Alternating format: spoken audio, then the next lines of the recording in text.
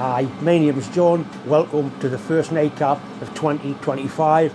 I'd like to take this opportunity to wish all reviewers, subscribers, friends, in fact everybody, a happy, prosperous and healthy new year. Tonight's nightcap, it'll be a two-part nightcap, but both the same job, and it won't quite be finished in the nightcaps. It was quite an involved job. I make a radiator cap for an old tractor. There's a bit of screw cutting, a bit of silver soldering, a bit of panel work. There's all kinds involved in it. A really nice project that I'm enjoying, so I'm going to show quite a bit of that. I did mention I'm sort of going to semi-retire next month. I'm going to cut the working hours down a bit more, so I should hopefully have more time to spend in the workshop and get some of these projects that are half done finished off. I really must get my finger out and get things sorted. I've got quite an interesting job to do here. It's a sort of job I really like doing. This is a filler cap of something, or a radiator cap. I'm not quite sure what it's off, but it is old. Originally that would have been a casting, so it's been machined out of a casting, and I've got to basically replicate that. I'll have to find out what thread it is. It'll be imperial, there's no doubt about it. It looks sort of 10 TPI-ish. We can measure the thread. Now I'm going to make this out of two pieces, because for me to screw cut into a blind hole on this lathe is not pleasant at all. So I'm going to make the brass ring with the threads in, and I'm going to use my new arc joint plasma cutter to trace and cut out that shape on a piece of brass plate, which I can then beat into shape and silver solder onto there. I've done similar things before, but on a much smaller version. So the first thing to do is find out what thread it is, get some sizes, and I'll have to make a jig to screw into there. I'll need a female thread putting on that bit of bar end, so when I come to screw cut this, I can make sure the screw cutting is deep enough. I don't just want to screw cut it in off measurements. I want to make a test piece out of that, if you like, to screw in. And then I've got a piece of brass that I can definitely get the brass ring out of.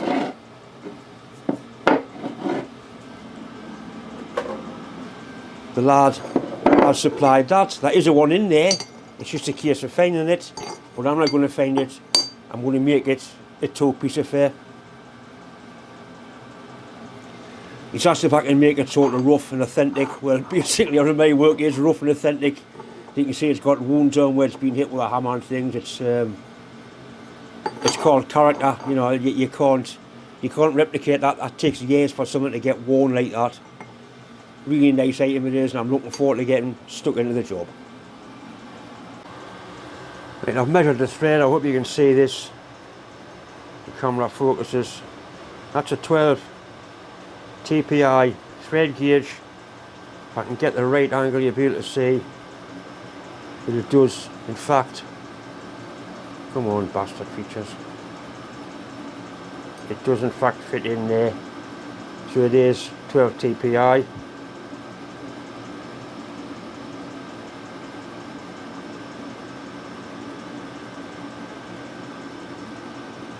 That's better. Right, that's a 12 TPI thread gauge, which fits in there very nicely. To get the job in the chuck, I'm going to have to fit the outside jaws. This chuck wants cleaning anyway, it's gone all stiff. I've actually managed to clean the lathe down before I start the job, and naturally, with a clean lathe, it's a brass job.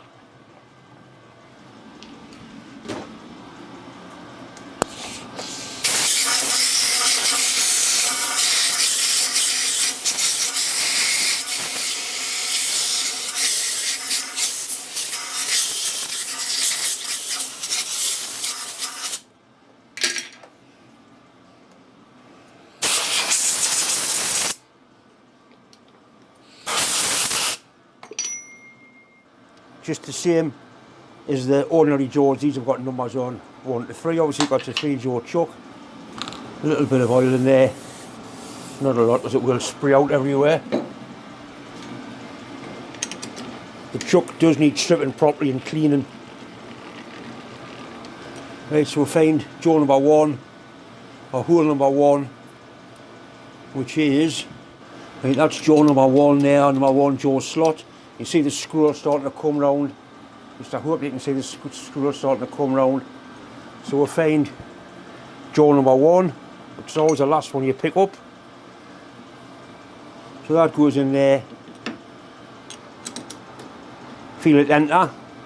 And we've got number 2. That one. So jaw number 2 goes in. So again, you see the screw come round, there it is. And that picks up jaw number 2. And then the last one, obviously, number 3.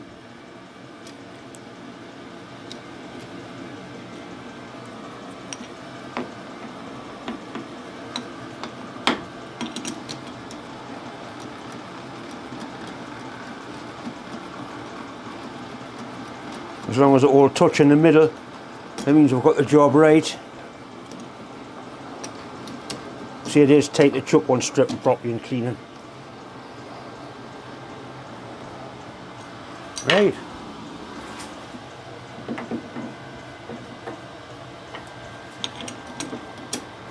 Never fits in the set of jaws you wanted to fit in.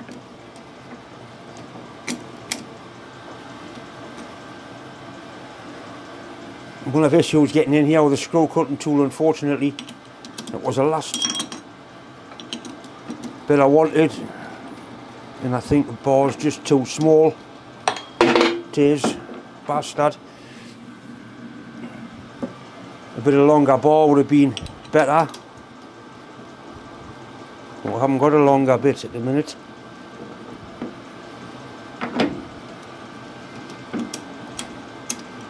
That's the issue I've got getting the screw cutting tool in, so I'll have to find a longer bit of bar.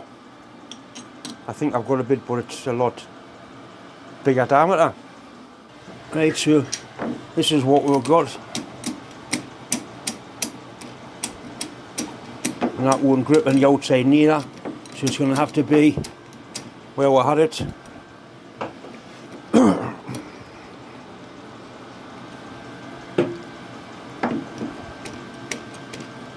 Before I do that, I'm just going to clock this chuck in.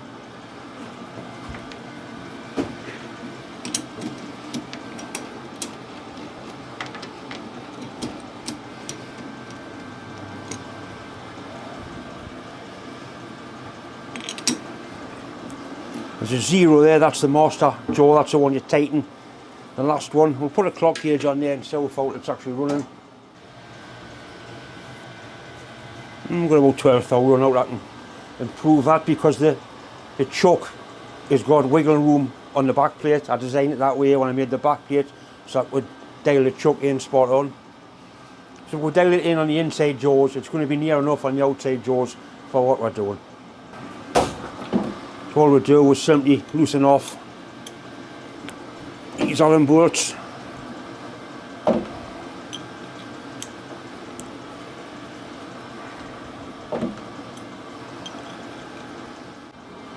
Right, hopefully you can see the clock gauge there. So we'll find the highest point, which is that one there, and we'll gently tap the chuck across that way. Once again, highest point.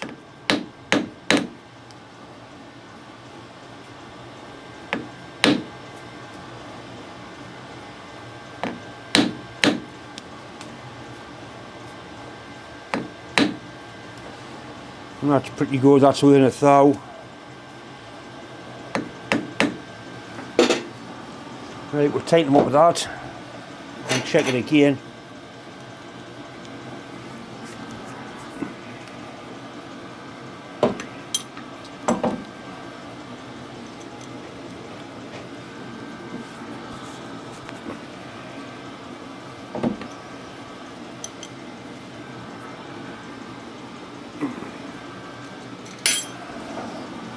Right, that's good enough for John, just under a thou.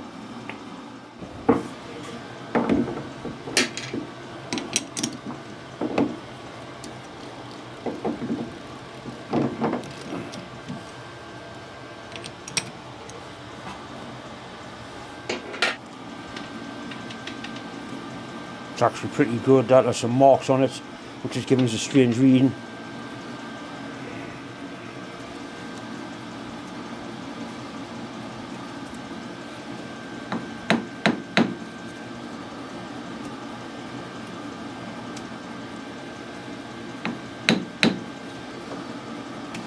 It's pretty good.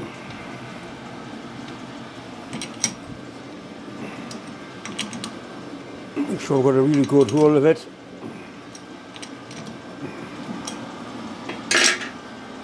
I'll face the centre drills and put a centre in. Then I'll have to work out what diameter I will need that to cut the thread on. That's quite a big bit of steel. It's got a lot of sticker on it, so obviously I'm not standing like in the line of fire. You don't want that coming out and giving you a bit of a push in the chest. It wouldn't do any favours at all. I don't know what sort of steel it is. It's a bit I've picked up. It's shiny. It'll be good quality stuff. Gentle light cut. I'm not in a hurry. Like I say, we haven't got that good a grip on it.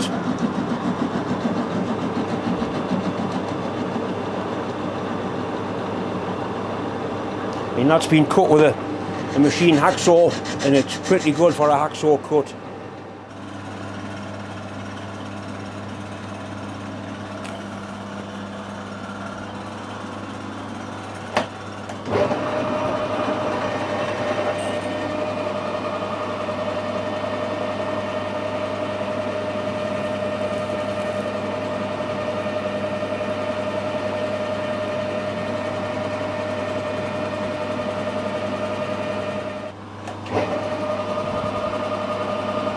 A little bit of weight on the centre, that doesn't take much.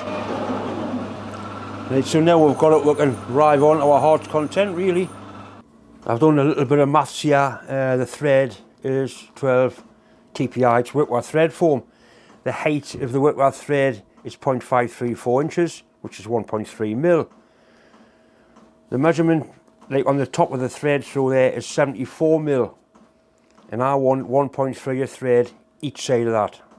So I need to make it 74 plus 1.3 plus 1.3, because it's 1.3 a side, which gives us 76.6. That's the dimension I need that piece of part to be, 76.6. Put the threads on and it should screw in there. Right, we need roughly 10 mil off that.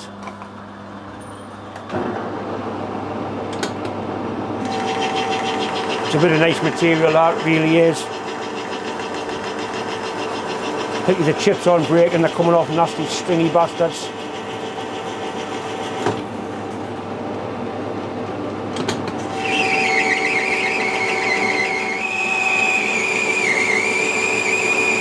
Not nice at all, that's better. I'm going to slow the feed rate down a little bit, see if that helps. In fact, I'll speed everything up.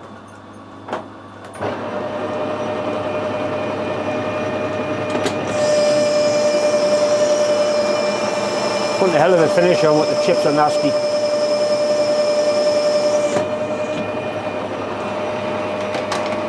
They're slightly slower feed rate. A little better.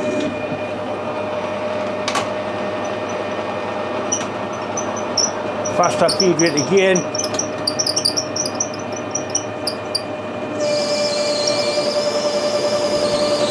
Still not nice, but breaking.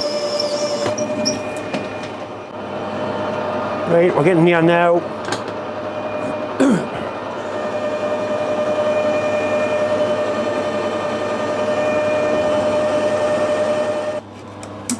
Right, so we've got 76.6.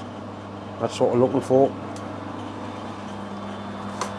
We'll put a nice chamfer on this edge and then put a machine a bit in there for my screw cutting tool to drop into.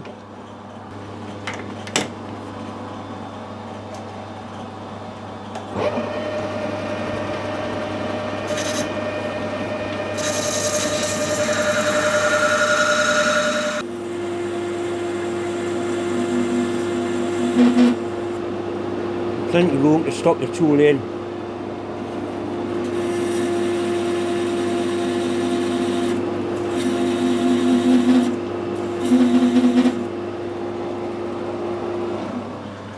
Would you be tempted to put your fingers on this stuff? It really is sharp, it's hot as well.